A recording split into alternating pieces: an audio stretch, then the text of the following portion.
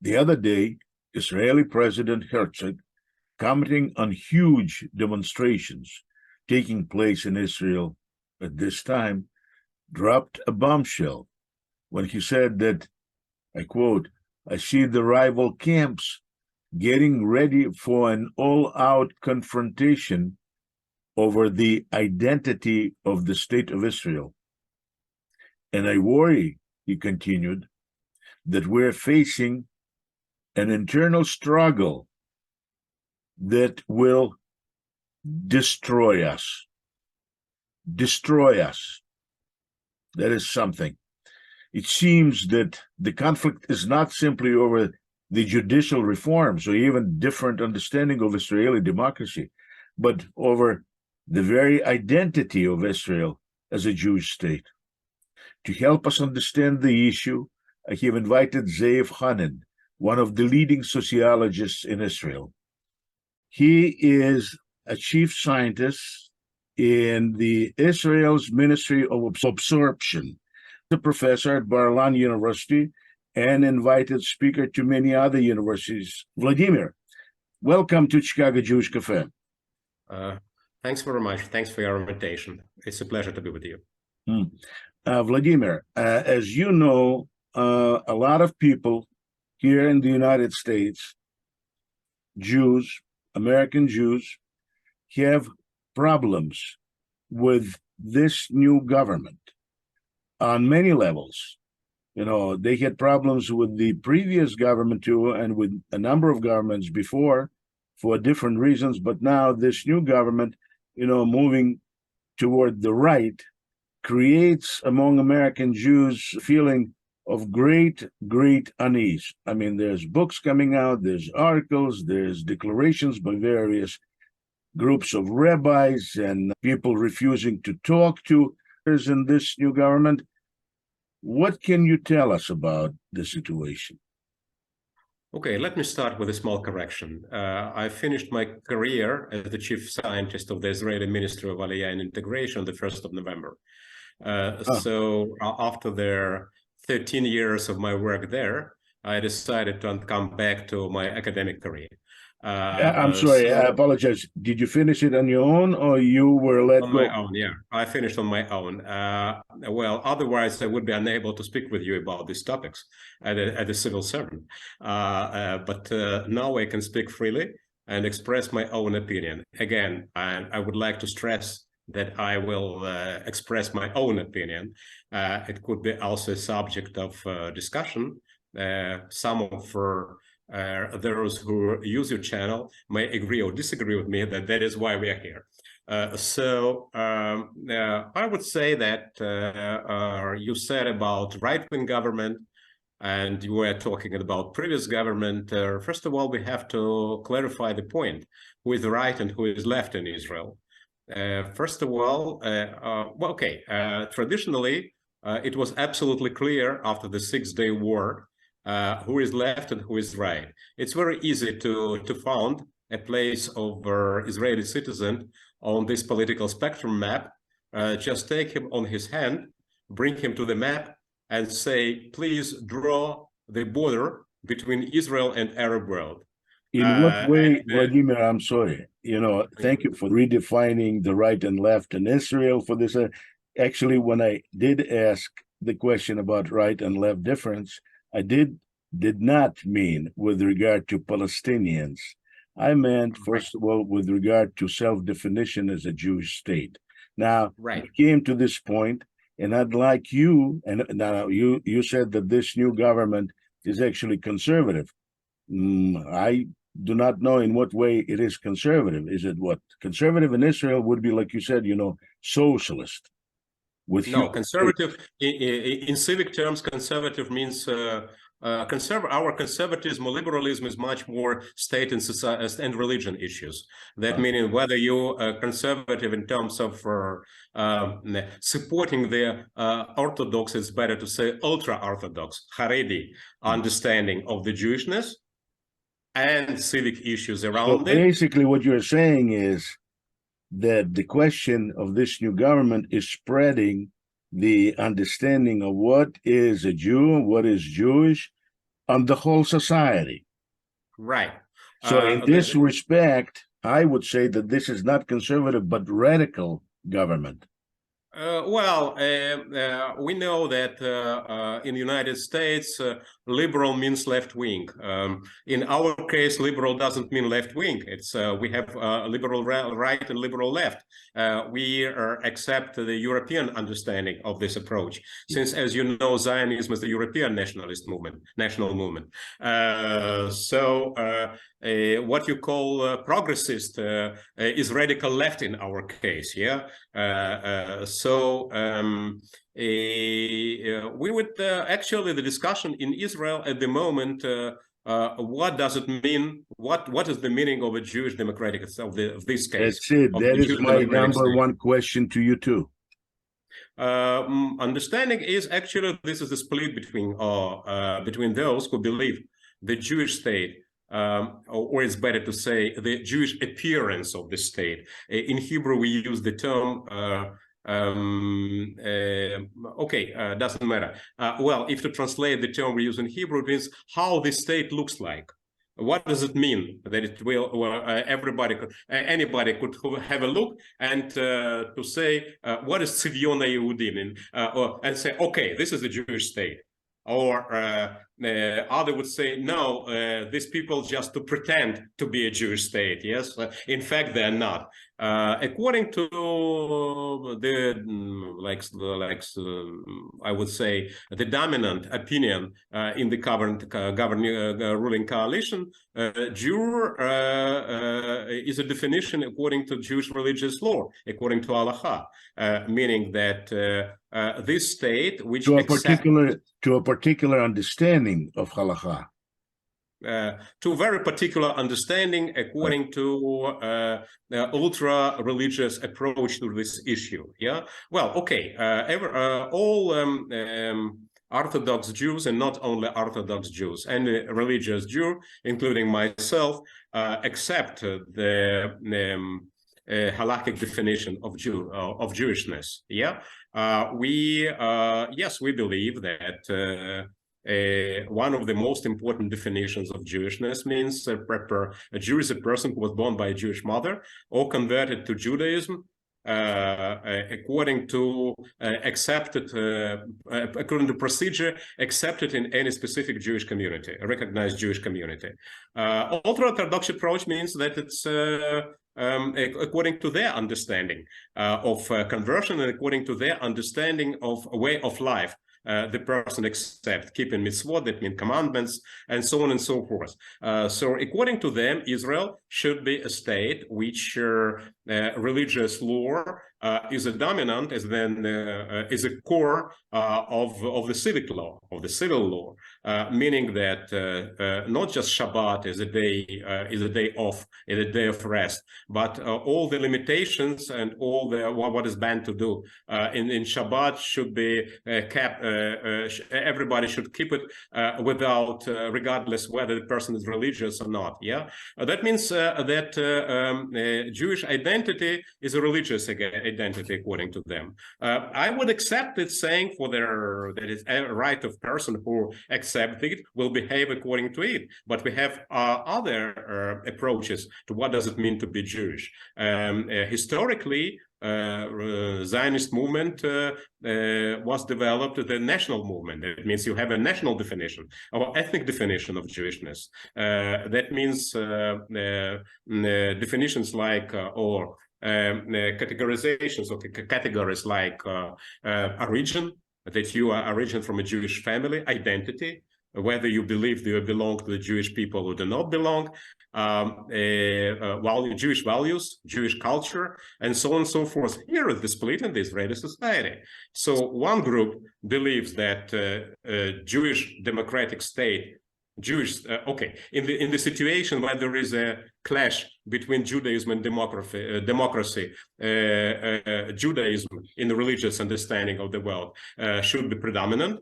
On the other hand, another approach is that I would say I would define it as a radical left here. That in the situation of this clash, democracy should be the first, and Judaism should be marginal. But majority of at least those who and they share their opinion of those who believe in a liberal approach to the concept of the Jewish democratic state. I would say that between democracy and Judaism and Jewishness, there is no contradiction.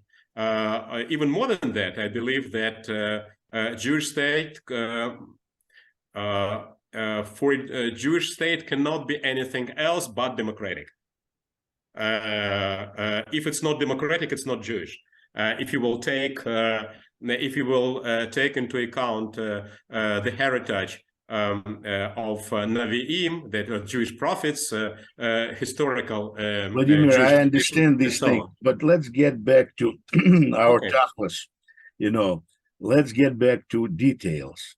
I mean, Okay.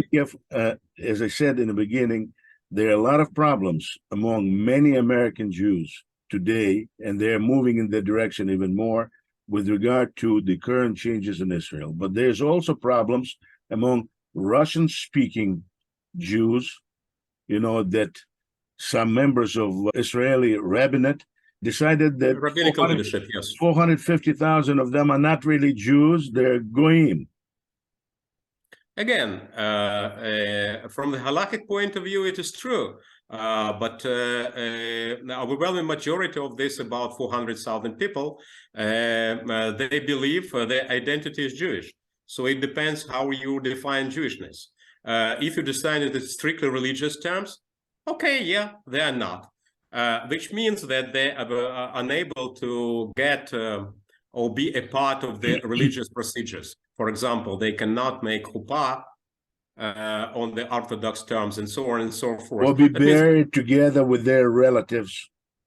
Or they or feel like they're equal members in Israeli Jewish society. Okay, let me put it this way. Let me give you an example. We all know that about 90% of this 400,000 are actually olim from the FSU, from the former Soviet Union. And 70% of those who came in the recent 30 years, they are Jews according to Halacha. Okay, 30% are children of Jews according to Halacha, grandchildren, or spouses of those three categories.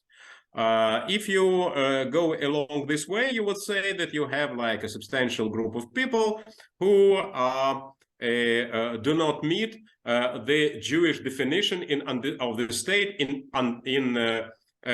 the way it was understood by the rabbinical, ultra-Orthodox rabbinical establishment. We're talking about children or grandchildren of Jewish fathers and non-Jewish mothers. We can talk about the children of Jewish fathers and grandchildren of Jewish grandparents, but it's not the case. You probably know that in the Jewish world you have three different definitions of Jewishness. You have religious definition, which is more eligible in the West. In the West, Jewry is religion. Yeah, that is why you can be French and Jewish, British and Jewish, of course, American and Jewish, since you're German and Jewish, yeah, since nationality is a citizenship, and Judaism is a religion, Jewishness is a religion. In the former Soviet Union, in the USSR and former Soviet Union, Jewishness means ethnicity. You belong to Jewish people. It's a national approach. I mean, национальность, like we use it in the Soviet Union. Yeah, как мы говорили, национальность. That means ethnicity. In Israel, it's both. It's both national, it's both ethnicity and religion. That is why these two things make it so difficult. Israel got its Jewish identity in national terms, not in religious terms. However, definition who is the Jew according to Halacha, and this is the implemented, like we say, built-in problem, built-in confrontation. Vladimir, once again, I'm gonna interrupt it. when you say halakha, according to halakha, now I am a religious Jew. I'm not like Yes. Haredi or Hardal or anything else. I Okay. call myself a chassid of one mitzvah, single mitzvah chassid. Which is? That's not important. It's for me. Okay. That's number one. And for me, as a Jew, definition and halachic definition of a Jew is not according to Kiddushim 68b, but according to a different understanding of halakha. And I consider children of Jewish fathers and non-Jewish mothers 100% Jewish. I will tell you So more than we that. have a disagreement on this point. No, I will tell you more than that. According to me, I share the ethnic approach to Jewishness, in spite of the fact that I am a religious Jew. And let's say, Masorati karov ledat, that means traditionalist close to orthodoxy. Yeah.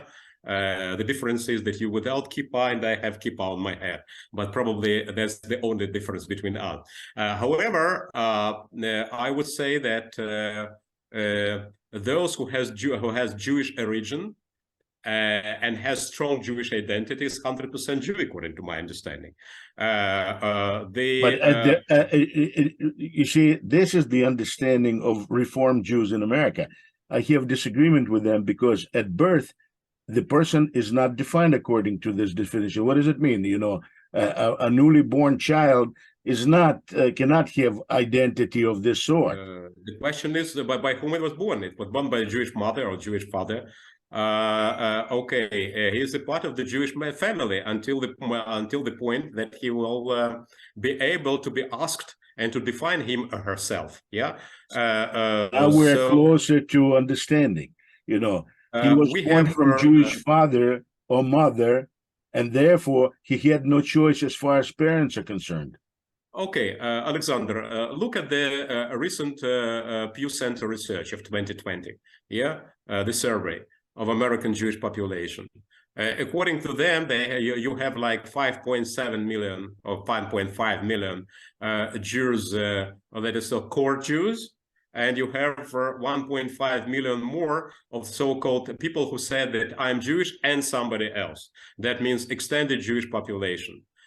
In the former Soviet Union, you have like maybe 250,000 people who are core Jew, overwhelming majority of those who, according to during the post-Soviet surveys, when they asked who are you, they said Jewish. That means people of homogeneous Jewish origin or partly Jewish origin who define themselves, openly define their Jewish identity.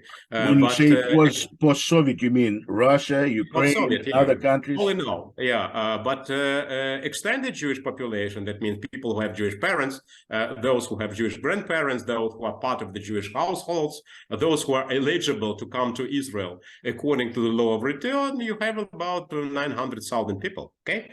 In Israel, you have another story. You have 3.3 million people that are core Jews, and you have another 400,000 who belong to extended Jewish population. But these people consider themselves to be a part of the Jewish collective.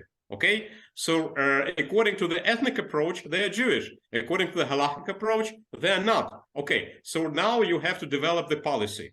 One approach, I would still continue to call it conservative. They say you are not ours. Okay, guys, you are legally here. You came according to the law of return. The law of return is not Jewish law.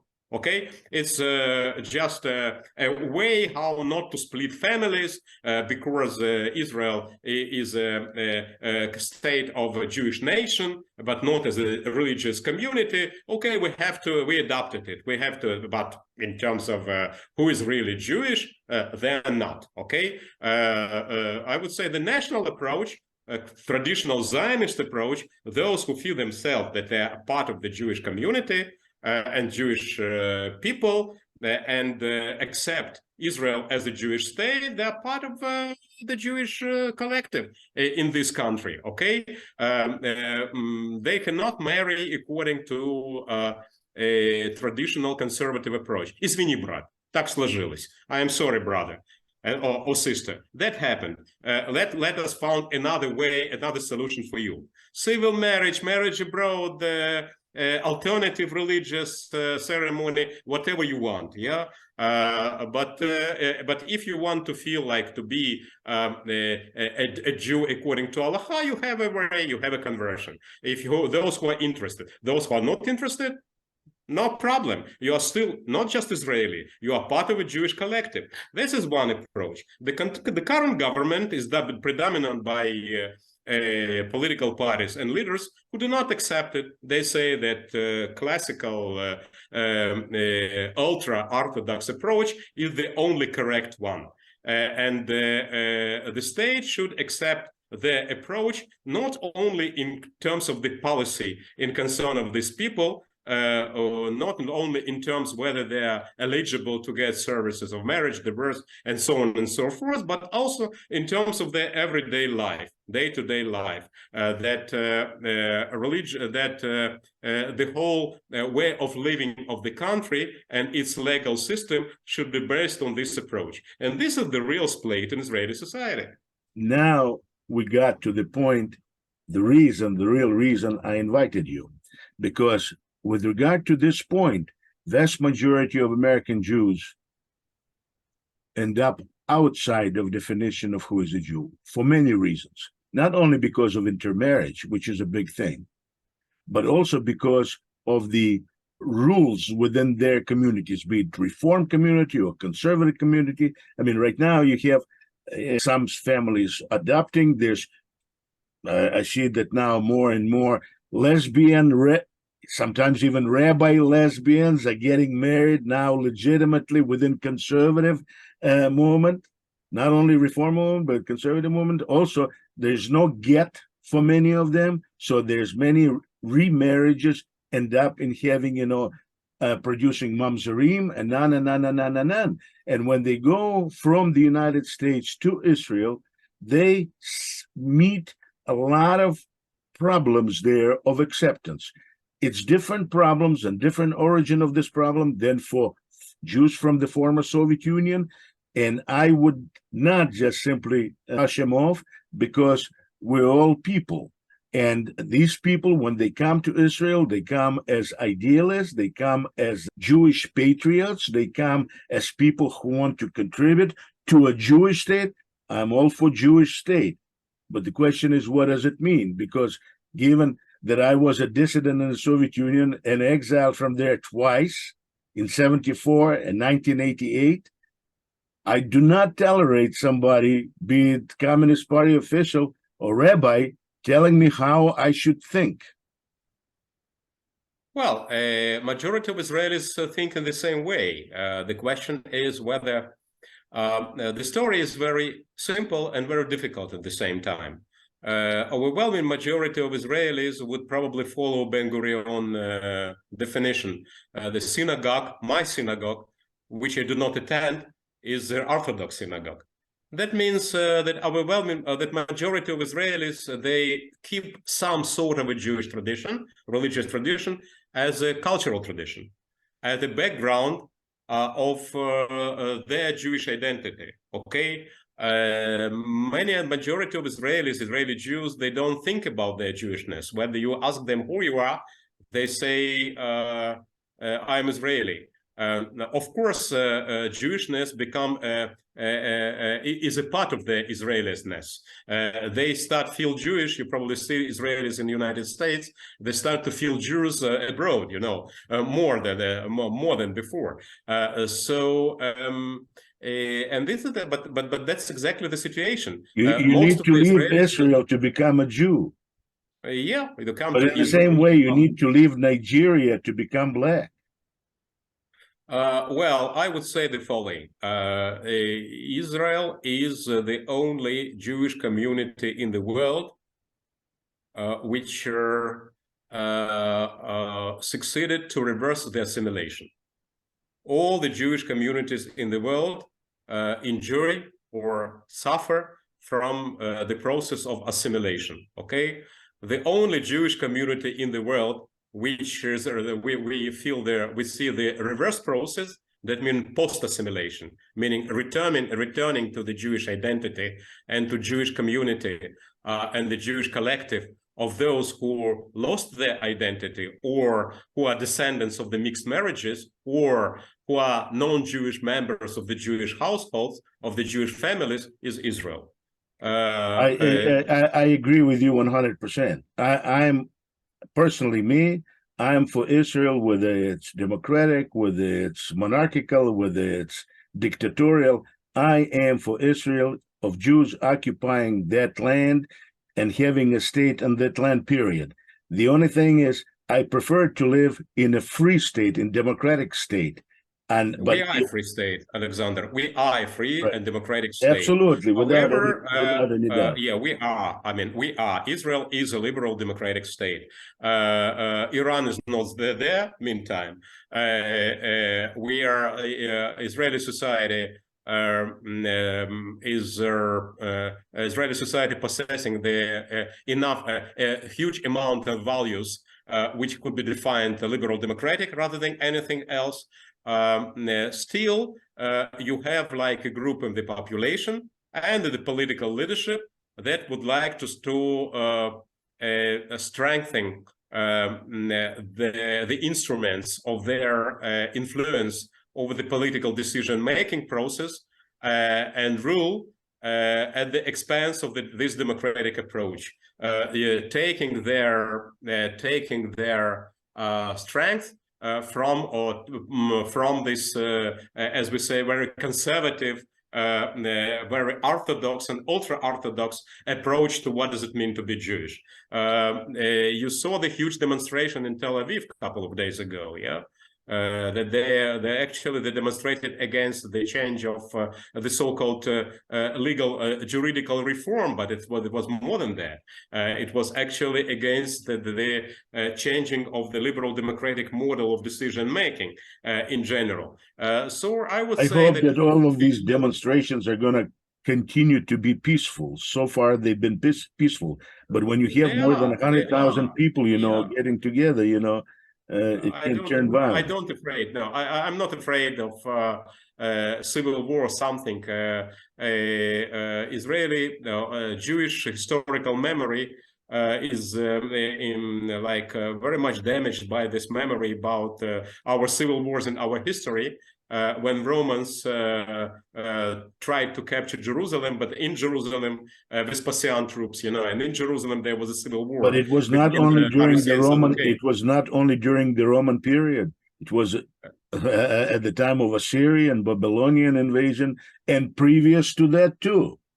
Yeah, but fortunately, since the very beginning of the establishment of the State of Israel, Israeli society succeeded, thanks God, to escape this model of, let's say, resolving of internal conflicts. I believe it will continue. So the question is whether this government is serious about limiting the freedom of speech. I think I don't believe they will do that. Also, all these declarations and exclamation that we hear, unresponsible, I would say, I'm almost sure they will not be realized. The society will not let it be, let it go this way. I don't believe that this society will support the concept of exchange, the so-called juridical activism, which many people believe that that they went too far. I mean, like the Supreme Court and so on. Okay, we need a legal reform. We need it, but majority of Israelis, and then many Israelis believe that there is a need in that. But even more Israelis believe that it should not be exchanged with the political activism. That means government activism. That nobody can, imagine that the High Court members will be like political appointment of prime minister or ruling coalition. I mean, so it's not, we experience not an easy time, but it's not for the first time. I'm afraid not the last time in the Jewish history that happened. But I still believe that majority of Israelis still believe in fact that this country will be the Jewish country, or a Jewish country, should be democratic. Otherwise, it will not be Jewish. The way I see it, and correct me if I'm wrong from your point of view, is that for majority of Americans, not the Orthodox, but for majority of Reform and conservative Americans, and to a lesser extent to secular Americans, because secular Americans don't care one way or the other. They feel that they're more American than Jews, at least many of them feel that way.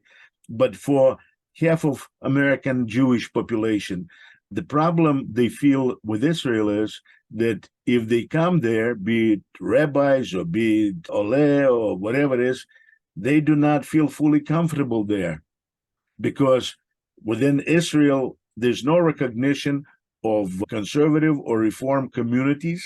Although this guy who is in charge of now Knesset, I guess, grew up in conservative kibbutz. But he hates conservative movement, which is his right. But the thing is that for relationship between Jewish communities or community in Israel and Jewish communities or community in America, this issue of non-recognition plays and grates to a large extent. It goes against, what people would like to see. Now, I'm not saying that it can be changed, but what is your opinion? My opinion is the following. I mean, any Jewish community has its own tradition. You should behave like a Roman in Rome. Yeah, you believe like American Jew in America. You believe like behave. Behave. And you behave like Israeli Jew in Israel. The story is what sort of message the majority of the society sends you. Since the majority of Israelis, as I said, they are secular people, but secular not in terms they're atheists, they don't believe in God, or secular in the American meaning or European meaning of this word. Secular in Israel, Hiloni means Masorati light, meaning traditionalist light. Most of the religious tradition become a backdrop of our cultural identity. That means this 4 or 5 times a year that any Israeli Jew feels necessary to come to synagogue, Yom Kippur, maybe Pesach, or wedding ceremony, Brit Milah, Bar Mitzvah, Bar Mat Mitzvah, that means keeping Jewish holidays and so on and so forth. So they would most probably go to Orthodox synagogue, which doesn't mean that they keep all these commandments, or they feel that they have to keep them. Rabbis understand them, actually, yeah. From this point of view, I would say that the next step should be, okay, if you are not interested in Orthodox synagogue, as like 90% of the Israelis, go to conservative, go to liberal, go to whatever you want. Yeah, this is not the question of belief, okay? This is not the question of religions, that's the question of power. The problem is that the civic issues in Israel, they actually almost a monopoly of the religious communities. Jewish, Christian, Muslim, and so on and so forth. Marriage, divorce, burial, citizenship, who is a Jew who is eligible to get Israeli citizenship, and so on and so forth. That means that religious community is responsible for the status of not only religious people, or even not only members of their community, but by all citizens of Israel, even if they're not religious, or even they're not atheists. That's the question. That's the fight for power. It's not the question of who believes in God in a more proper way. So basically, you believe that outside of rabbinate in Israel, the way it is now, there's no place for example, for a conservative or Reform movement other than private communities of individuals, right? There is a place to everybody. I mean, why in rabbinate there's no representative of conservative Reform movement there? Yes, that's right. But it will change the moment the majority of Israelis will say that they want it. It's a democratic country. Yeah. But majority of Israelis say, why? Okay. And Альтибальбелли это мох, не морочь мне голову. What do you want from me? You know, okay, this is synagogue, synagogue in my city. But The rabbi is so nice. maybe they're saying things like this because they do not see a really way on the need for such change. Yeah, they don't need such a change at the moment. That's the story. Okay, you have the growing share of people who do not want to have anything to do with the rabbinate. Okay, they prefer, even they're 100% Jewish for both sides. They prefer to marry abroad, not to go and in order to verify their. I don't intend to get married at this point. I mean, or let's for the say, third time. But I have problem with the rabbinate. I consider yeah, Rabbi okay, Lau. so. I consider Rabbi Lau to be a liar. Members of my community, which is Orthodox community, liberal Orthodox community, they also have problem with the rabbinate. Okay, it's not the question whether in what way we believe in God or what sort of in what way we keep the Jewish commandments. It's the question of division of political resources, power, and implementation of power. That's all. Okay, I'm sorry to tell you that. So basically, what you're saying is that the feelings that are currently experienced in the United States, I mean, we're talking about the reform movement leaders, the conservative movement leaders, maybe to lesser extent, but maybe not that much lesser extent, with regard to changes that are taking place, they feel, that there's a growing estrangement between Israel and American Jews. it So, is true. What do you say about it? I mean, is it only the fault of the American Jews or American? It's not the fault. It's Alexander. It's not the fault. It's just this is the situation. There is a very easy solution for that. What is it? Really easy solution? It is 1 million tomorrow morning after your program.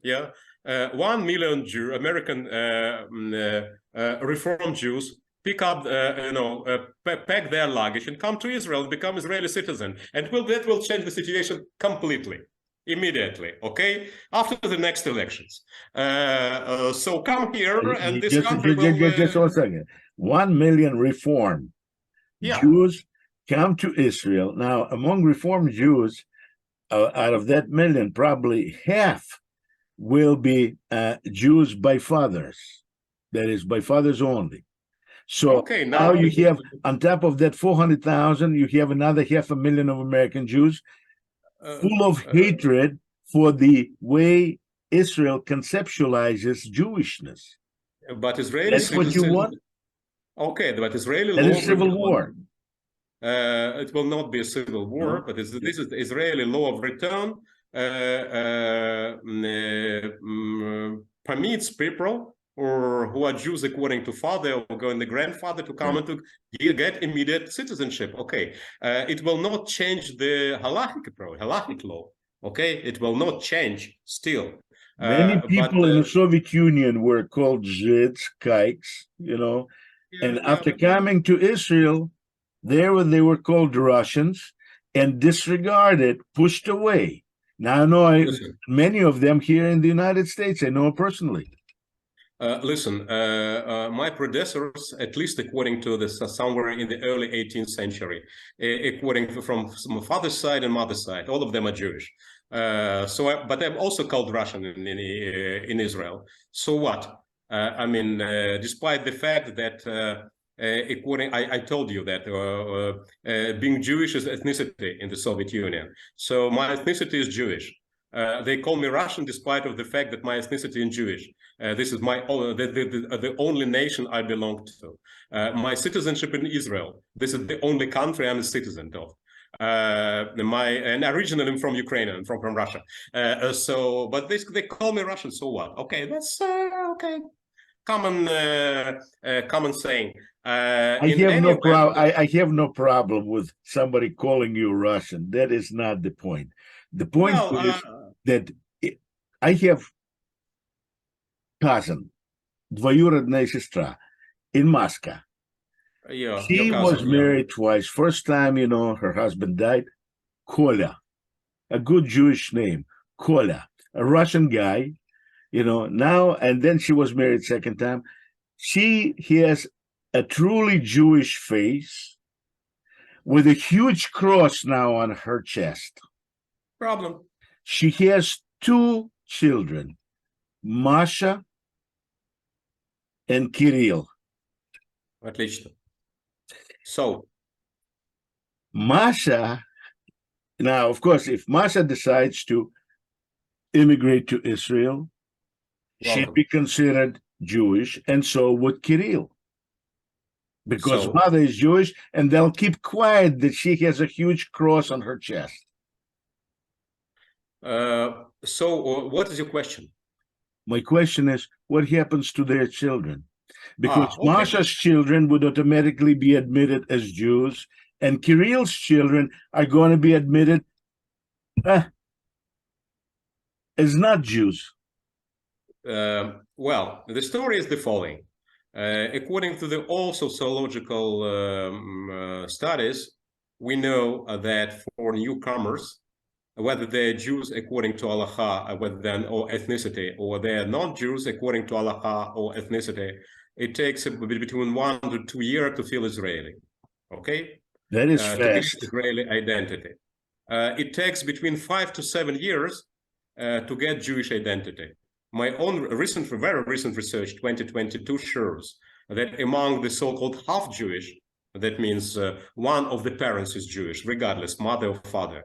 Among 100% Jew, you have like 80 or 85% that feel Jewish. They say, I am Jew, and nothing more than and nothing else. Between half Jews, you have like 75% who have Jewish identity. Between those who are only one grandparents of 4, if you understand what I mean, yeah?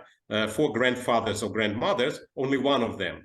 It could be, luckily, whether it's mother's mother, then it means according to Allah, he's 100% Jewish. Or unlucky enough that all 3 decide this mother's mother is Jewish, but it means 100% non-Jewish. I am not talking about this halakhic approach, yeah? I'm talking about those of the 3rd generation of mixed marriages. In the 3rd generation of mixed marriages, in the FSU, according to our study, like 40% feel Jewish because they're part of a Jewish family. In Israel, it's about 65%, 2/3 of them feel Jewish. Okay, that means the process of post-assimilation or assimilation within the Jewish collective goes pretty quickly. I would love to that these people, that your niece and your nephew, if they will come to Israel, welcome, by the way. Welcome so far, but if a new law is going to be altered, let me address to the new law a little bit later. But at the moment, and by the way, Vladimir, I am not advocating, them making aliyah. I have broke relations with my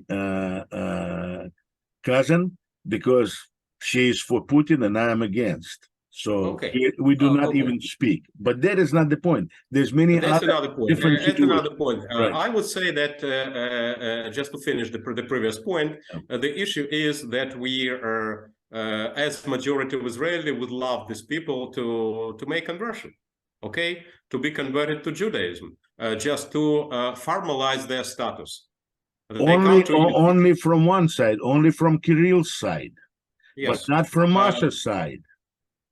From Masha's side, you accept them, as Jewish, as fully Jewish. Well, if she declares that she's Christian, she will not come. Okay. What is it? According to the law of return, the funny story is the following. According to the law of return, a Jew, according to Allah, is not eligible. Is eligible to come if he is a believing Jew or religious or secular, but. They're not going to mention that their mother.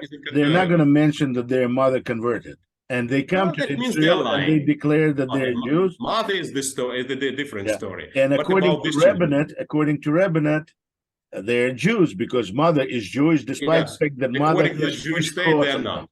Right. According to Israeli civil law, they're not.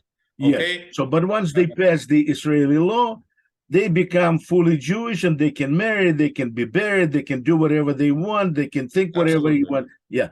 What I'm saying is this. that I see it as a huge number one problem for the definition of Jewish state, which affects not only Jews from former Soviet Union, but more importantly, Jews in America. Definition of Jewish state is of who is a Jew, of who the Jewish state accepts as a Jew. Again, it's two different things. Definition of the state and definition who is a Jew, okay? Definition of Israel as a Jewish state is a national definition, okay? Ethnic national definition. That means this is state of the Jewish people. Full stop. Nikuda. Точка. Okay? Who is the Jew is another question. And now let us, okay, so who is a Jew? And here you say that Israel law accepts the halachic religious approach of defining of Jew, okay? So not everybody in Israel agree with that. Not everybody in Israel, in the diaspora, agree with that. But somewhere everybody, I would imagine that in America, at least half of Jews will disagree with it. Okay, that is why they are in America and not in Israel. Yes, that is not only the reason for that. I mean, of course, we do not want the conflict. We want, you know, there was time when American Jews did not care for Israel at all before '67. Yes, and now they start not caring, or better say caring, but in a very subversive, not very good way. I understand it. Well, we are talking, all the time we are talking about halachic issues and definition issues, talking about Israel. Halacha is halacha. We cannot do anything about it, okay? So those who accept it, okay? That relates to your personal space, okay? If children of your nephew, okay, who is not a Jew according to halacha, if they will be had relations with my children, let's say, okay, or my grandchildren, and would decide to marry, okay, but I would be happy if they will be converted to Judaism. But that's my personal... but if they married, you know, the children of Masha, you'd be okay. Well, I will be okay with anybody, with anything, you know. They're grown up. I don't know, Vladimir, that you are so liberal on this point. I'm liberal, yes. I'm liberal religious, yeah. I'm very liberal I'm very liberal religious Orthodox, yes. But I would be happy. But I'm against Jews marrying non-Jews.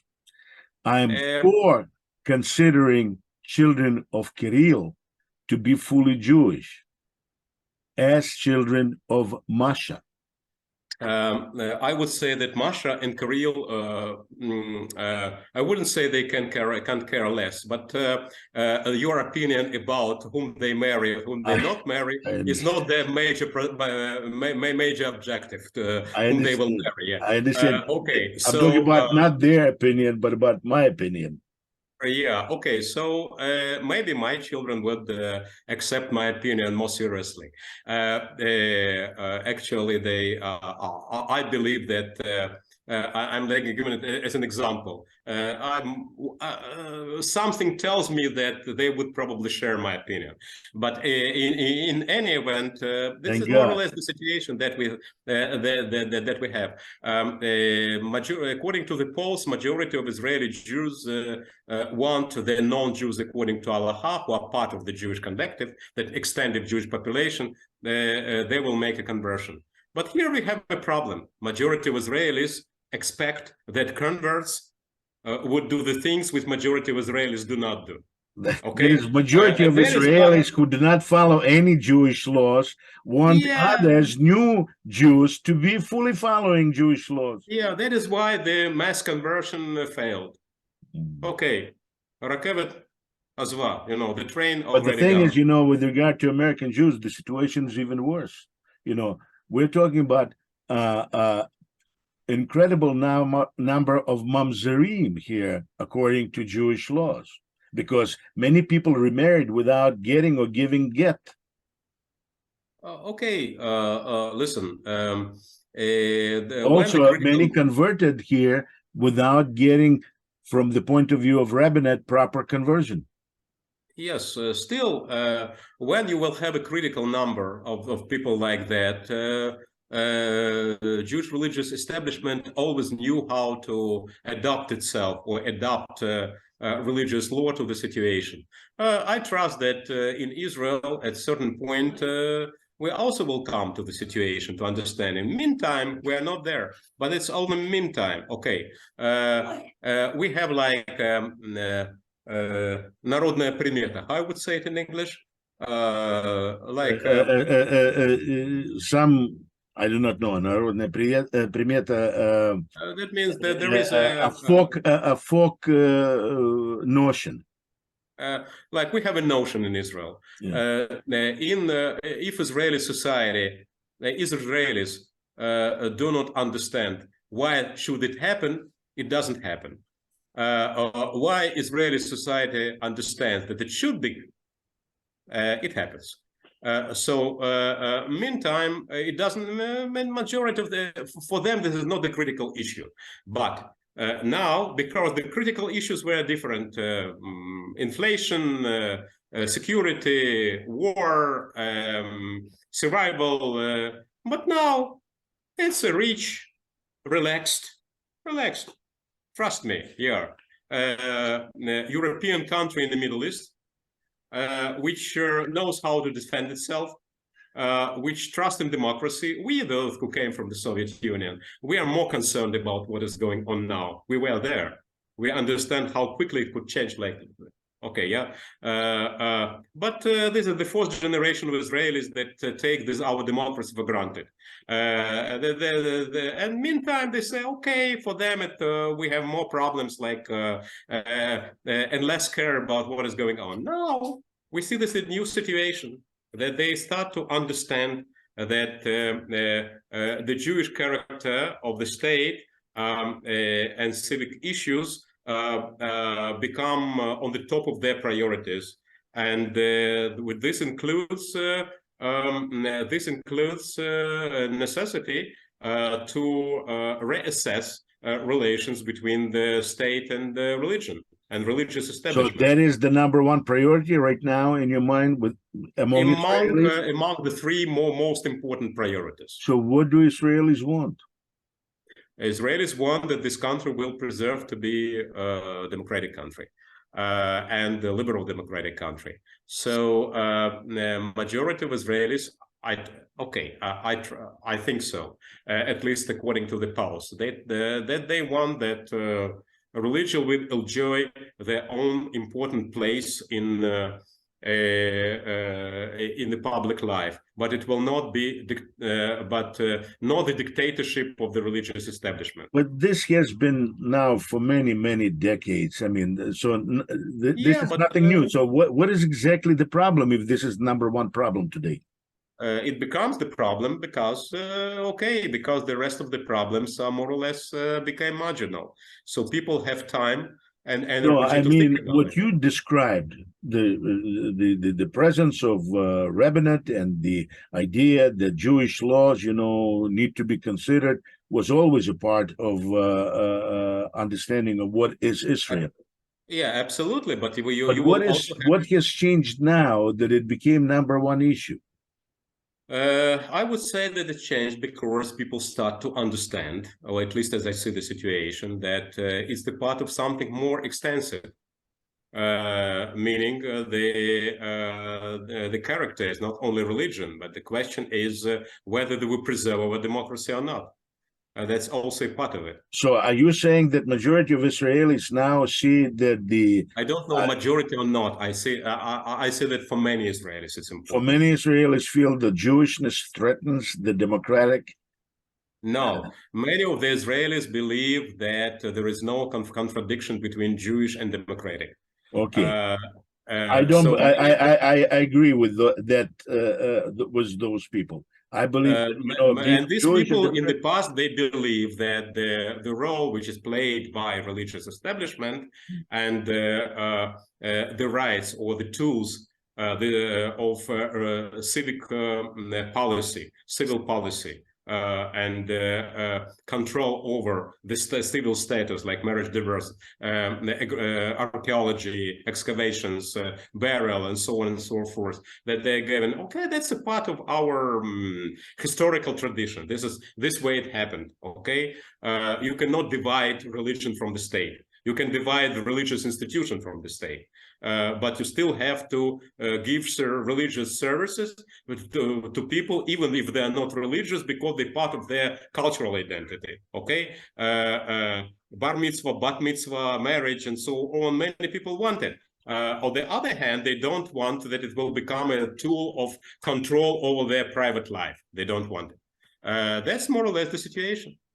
Who buries a person who was born to Jewish father and non-Jewish mother in Israel? Okay, it was a huge discussion for many decades. Now you have solution. What is what was the solution that was found? The solution was that you have plots on the cemeteries for in a careful way, like in a kind way, easy and kind way, that people can be buried without insult them. Okay, so there is a special plan. Without insulting, my understanding is that the final solution, if I can call it solution, was to place the grave of a soldier that was killed in defense of Israel. Yeah, that's true.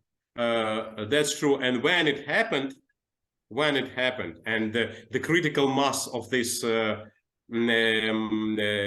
cases happened, Israelis stood up and say, "Nevermore. We are sorry. We will not." Still, the rabbis insisted that that grave should be placed lower than the other graves. Still, it was when you come to the cemetery and have a look, you will not see any isolation of these graves from the other. Okay, so, but the family of that person feels it and knows it. Well, I'm not sure. I mean, at the moment, it became a sort of a. There is a sort of a solution. I'm sorry for 1 second.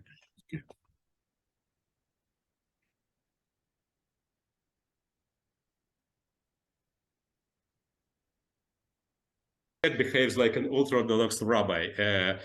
If he wants something, he should be provided it now and here. So, okay.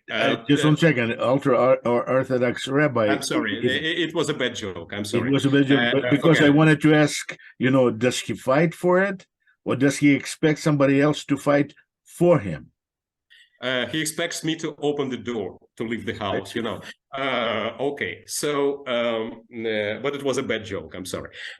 So please remove it from protocol. I will. Don't worry about it.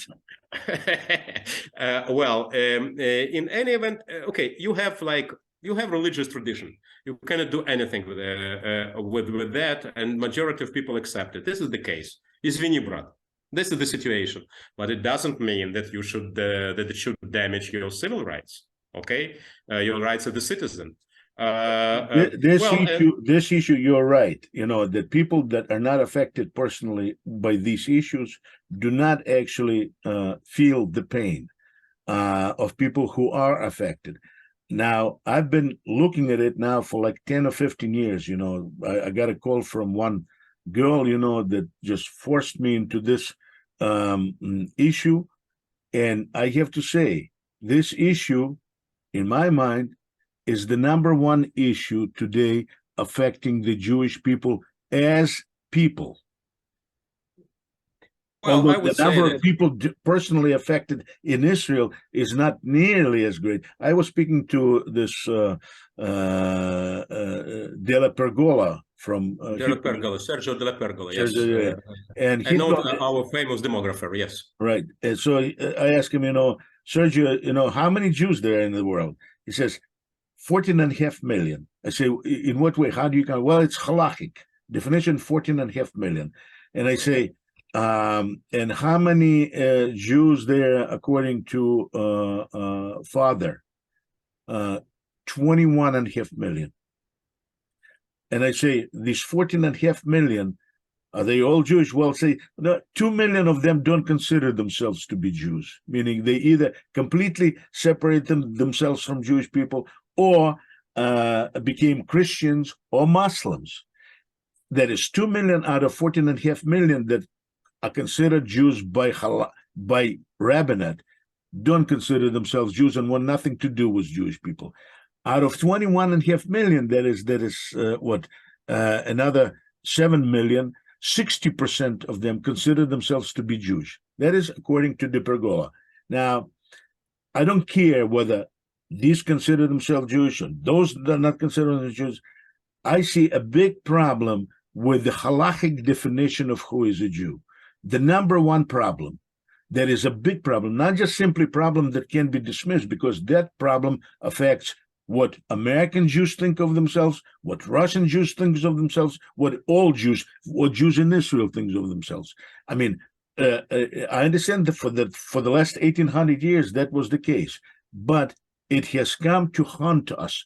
That is saying that the child of this Jewish man, we don't call him his son. Well, listen, you see that many people see that halachic definition of Jewish is a problem. Many people see that non-halachic definition of Jewishness is a problem. I agree. I agree. I'm not against. Please, Vladimir, I'm not against halakha. Without halakha, there's no Jewish people. That means that the Jewish law particular interpretation of halakha. We have only one solution, okay? Okay, two ways to do. One way to quarrel all the time and to fight in order to persuade the other side that our definition is the best. Or another way is to go and to look for common ground.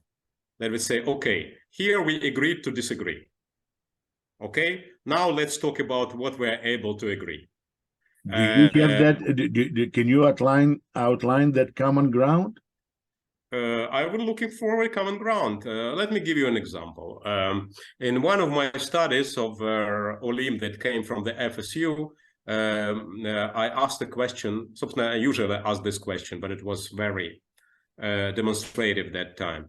I say, my first question was whether you were in favor of against that Israel will introduce the civil marriage, beyond rabbinate, like in all European countries. You go to municipality, whatever, right, and you have a civil marriage.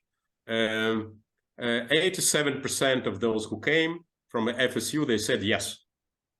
My next question was, regardless your answer to the previous question, what about yourself? How would you prefer to be married? Or how would you prefer your children or grandchildren would marry? In the civil marriage or chupah v'kiddushin, according to this or that religious ceremony. The same share, 86%, said religious ceremony. What does it mean? The people say they want that the country will be really liberal democratic, that there will be an option, that people should be permitted to do whatever they found necessary for them. But me personally, ma pitom, чё вдруг? Why? I am a Jew, and this is the tradition in this country. It could be they can believe it as a religious tradition, as a cultural tradition, but that's a part of the identity of this country, okay? If we will have more options, it will bring people more close to religion. The person who, in the view of rabbinate, is not a Jew would also be part of this 87% because he also wants to be married according to Jewish law. Absolutely. We have 5%. I had 7% in this poll who said, I would like an Orthodox marriage, but I cannot due to the halachic reason. He accepted it as a fact. Okay, I would love to, but I cannot. Okay, 5%. So, okay, that's the rules of the game. That's the rules of the game, okay, according to him. Not all of them are aggressively against this rule of the game. It's okay, guys, I understand the situation. He accepted in the situation when he was asked. But when the situation in Israel changes, and the number of that 5 becomes much bigger and politically important, he will not be answering the way you just said. Yeah. for that, what that means that we are coming back to this, the question of the common ground. We have to find the solution to everybody, which means that, as it was suggested by not even a solution for everybody, but solution for Jews, because I have to say, I consider this interpretation of Jewish law, of Torah law, to be Hilul Hashem of the highest order. I would say that Israeli law, earlier or later, will have to accept the issue of civil marriage for those who are unable to marry through rabbinate, or accept as an option the civil marriage. I believe that the share of 100% Jewish, according to ethnicity or according to halacha, of Israeli Jews, that now among those who do not want to have anything to do with the chief rabbinate, if this option will be presented, many of them would decide to do what their grandparents did, what their parents did, and because the Jewishness doesn't mean to behave according the dictate of somebody. That will be their own personal choice. That's my opinion. But let's try to persuade as I said, Israeli government. I am all for Jewish state. I am all for Jews being observant Jews, including Shabbat and Kashrut and whatever else. But if somebody does not have it in his mind or heart to do it, I say, I don't accept. I do accept you as a Jew, as a member of our people. I am not here to force you to do it. If you don't understand the value and the meaning of being a Jew, which in my mind is the greatest, the most dangerous, but the greatest, the most noble form of human existence. If you don't understand it, I cannot force you to be one. I agree. I agree. I will tell you even more. In Israel, it happens even quicker. Okay, a new immigrant comes to Israel. Father is half Jewish, mother is non-Jewish. A third generation goes to kindergarten. One day comes from kindergarten. Papa, Mama, Father, Mom, we had a Shabbos ceremony. I fired the candles. My friend Masha gave challah. Her mom backed it. Mom, Dad, Mom, why don't you fire candles? Dad, why don't you say bracha? I understand, Vladimir. It's all the opposite of what happens in Galut. I mean, I understand. Yeah, that is why I'm saying that Adonai Israel is Adonai Royi, and Jews have been created by God and continue to live under the providence. And God willing, we're going to live for as long as necessary, as long to Hashem. In any case. Okay, so Jewish culture, which is both civic and religious, the part of Israeli cultural and ethnic and national identity of people. So don't push them out, bring them in, try to, bring them in, first of all, by recognizing that a child of Jewish father and non-Jewish mother had no choice. You cannot ask him, do you believe this? Are you willing to do mitzvot? Okay. He's a Jew by birth. Again, you are bringing everything to religious lore. You want to start. It's like a story. It's like a conflict between practical Zionists and political Zionists at the beginning. Political Zionists believe that we have to first persuade superpowers to allocate Jews a plot of land somewhere. Okay, it's better in the Middle East, but in the Palestine, in the land of Israel, but also everywhere. And practical Zionists simply pack their luggage and come. Okay, and make Jewish settlements. So it's the same again. You say let's first change halacha. It will take another 100 years. I did not say first. I said along the side, we have to do it. And it's not simply we have to do it, because I cannot make, allow or the Sephardic rabbi to change his mind. They will never change, no matter what I tell them. So you have to, as a state, in the state, which is a liberal democratic, and which is a Jewish state according to national ethnic understanding of Jewishness, a state of a Jewish people. Ben Gurion wanted it real. That's... Ben Gurion wanted it real badly to do what I want us to do, and he failed. But, well, listen, he wanted, and he was right in one thing. He wanted that everybody will be inside and not outside. He understands that we don't have time, we don't have resources, we are not permitted to destroy the third temple, like the first and the second temple were destroyed. So he wanted to say, okay, let us find a solution. That means we accept religious laws as a part of our legal system and a part of our behavior in the public sphere, okay? And they, everybody failed, okay? Religious establishment believe that the civic nationalism, Jewish nationalism, is like a fantasy. In the next generation, it will disappear. Civil nationalists, they believe that religion is something outdated, and in the next generation it disappears. So they came to the conclusion, and they found what we call status, a state and religious status quo. Everybody, both were wrong, both failed, but Israel still exists somehow. Okay, so we have to continue in this way to find the modus vivendi, to find the common ground, and that will be a solution. That is why so many people came into the square last Saturday evening in order to say, guys, we would not like this revolutionary change in favor of the legal or religious or whatever political orthodoxy. Yeah, we want this country will continue to be liberal and democratic. That's the whole story.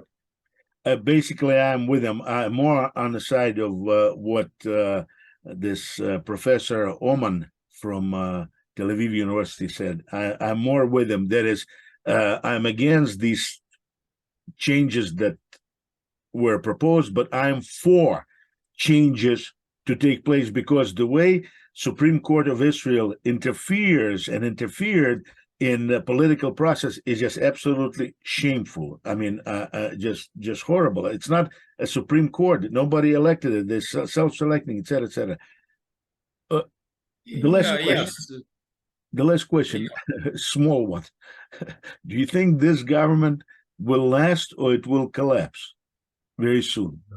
Nobody knows. Well, nobody knows. Okay, I would give 20% that they will survive for years.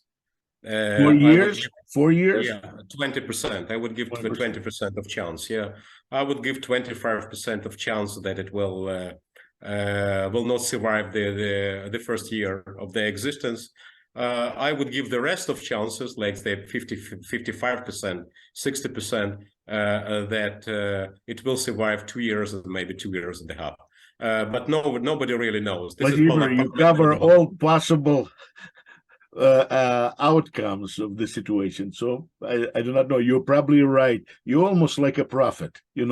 You predict. Well, no, I'm not. Also, I'm in the right country for that, but I'm not a prophet. But I'm a political scientist. If I would be a politician, I would give you an exact answer. And by the way, I want to say that I give you a choice. Yeah. Okay. For the things that I actually want to talk to you about besides it, and that is for Russian-speaking Jews in Israel, you're probably number one of all possible people that I can think of.